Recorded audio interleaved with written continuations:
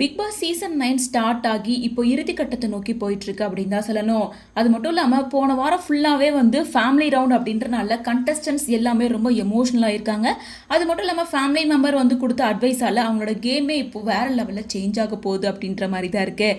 இந்த நிலையில் இந்த வாரம் யார் எவிக்ட் ஆகி வெளியே போயிருக்காங்க அப்படின்ற அப்டேட் கொஞ்சம் நேரத்துக்கு முன்னாடி தான் கிடச்சிருக்கு. இந்த வாரம் நாமினேஷனில் வினோத், திவ்யா, பாரு, கனி, அரோரா, சாண்ட்ரா, விக்ரம், சபரி, அமித், சுபிக்ஷா இவங்க 10 பேருமே நாமினேட் ஆயிருக்காங்க.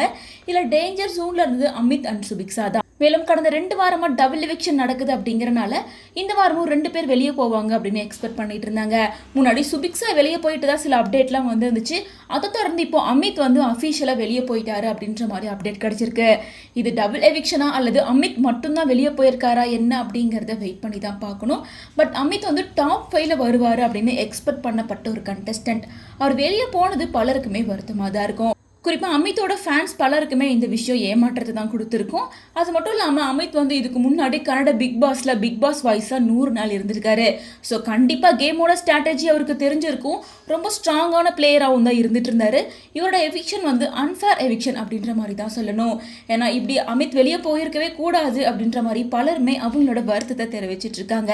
ஒருவேளை அமித் வெளியே போகலை அப்படின்னா அமித்க்கு பதிலாக யாரை வெளியே அனுப்பியிருந்தா சரியாக இருக்கும் அப்படின்ற உங்களோட ஒப்பீனியனை கமெண்ட்ஸ் மூலமாக ஷேர் பண்ணுங்கள்.